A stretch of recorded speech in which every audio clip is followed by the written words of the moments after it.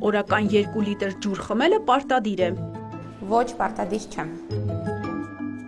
Ջրի պահանջը եւ ընդունվող քանակը բնականաբար կախված է մի շարք գործոններից, մասնավորապես ֆիզիկական ակտիվությունից, տարվա եղանակից, առկա հիվանդություններից։ Որոշ դեպքերում մենք եւս խորհուրդ ենք տալիս գաստրոենտերոլոգիական հիվանդությունների դեպքում, օրինակ, ջրի քանակը սահմանափակել։ Եթե խոսքը վերաբերվում է առողջ մարդկանց, միանշանակ ասել, որ օրը 2-ից 2.5 լիտր հեղուկ պետք է ընդունել, այդպես չէ։ Եվ պետք է չմոռանալ, որ որոշ մթերքներ, ինչպիսիք են բանջարեղենները, մրգերը, ապուրները եւս հեղուկ մասսա են պարունակում եւ դա եւս գումարվում է ընդունվող հեղուկի քանակին։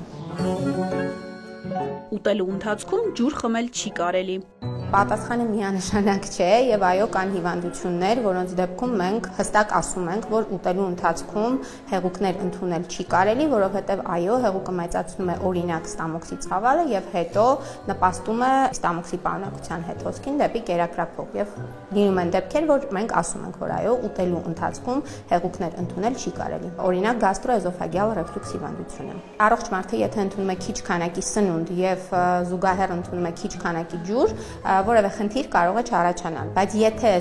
ընդունած սննդի ծավալը մեծ է եւ զուգահեռ խմում է մեծ ծավալի հեղուկ, այո դա կարող է մեծացնել ստամոքսի ծավալը եւ նպաստել հետ հոսքի նաեւ առողջ մարդկանց շրջանում։ Հենց դրանով էլ բացատրվում է, որ երբեմն մարդիկ շատ ուտելիս եւ խմելիս ունենում են հետ հոսքի կամ այրոցի զգացողություն։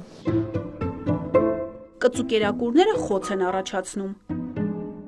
Ոչ, երբեք այդպիսի բան չկա, սա հստակ միֆ է։ Խոցի առաջացման պատճառը Helicobacter pylori վարակն է, արդեն ապացուցված, հաստատված, կծու սնունդը ստրեսը երբևէ խոց չի առաջացնում։ Եթե կա խոց արդեն առաջացած հիվանդություն, միգուցե կծու սննդից, օրինակ, ինչ-որ գանգատ առաջանա, բայց ինքնին կծու սնունդը, որ առաջացնի ստամոքսարքային պաթոլոգիա, ոչ։ Խոցը հնարավոր է բուժել սխտորով եւ թթի օղիով։ Ոչ եւ միանշանակ ոչ։ Խոցի առաջացման պատճառը Helicobacter pylori վարակն է եւ որոշ տեսակի ցավազրկողներ եւ բնականաբար խոցի բուժումը տվյալ պարագայում Helicobacter pylori վարակի էրադիկացիոն թերապիան է եւ ոչ մի պարագայում խոցը թթի օղիով կամ սխտորով կամ այլ թուրմերով բուժել չի կարելի։ Քնելուց առաջ միրգ եւ բանջարեղեն չի կարելի ուտել։ Պատասխանը կրկին ոչ միանշանակ է, կախված է անձը ունի ինչ-որ ստամոքսարքային պաթոլոգիաներ թե ոչ, եւ կան այո վիճակներ, որոնց դեպքում եւս մենք խորհուրդ չենք տալիս երեկոյան ուշ ժամերի ուտել հատկապես մրգեր։ Մենք այո միշտ նշում ենք, որ մրգերը օգտակար է, պետք է օրվա ընթացքում պարտադիր լինի մրգի ընդունման ժամ, բայց չպետք է մոռանալ նաեւ, որ կան մրգեր, որոնք ունեն շաքարի բարձր պարունակություն, օրինակ ձմերուկը, բանանը,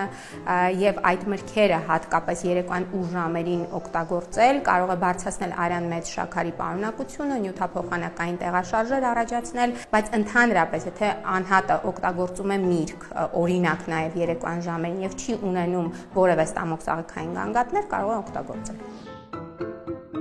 Դեմքի ակնեի պատճառը աղիների վատ աշխատանքն է։ Սա միֆերից ամենամիֆն է, ակնեն, մաշկային տարատեսակ նմանատիպ խնդիրները հաճախ կապում են աղիքային խնդիրների հետ։ Պետք է այստեղ նշել, որ մեր աղիքներում ապրում են տարատեսակ միկրոբներ եւ նույնիսկ որոշ գիտնականներ սա համարում են առանձին օրգան եւ միկրոբների տեղաշարժը, ինչպես քանակային, այնպես էլ տեսակային, կա այսպես ասած դիսբիոզը, այո, կարող է առաջացնել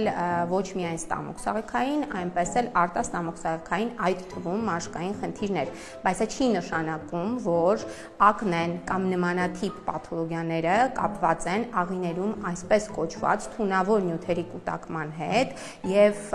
բնականաբար գոյություն չունի աղիք մաքրել հասկացողություն եւ աղիքները մաքրելով նմանատիպ խնդիրներ չեն բուժվում։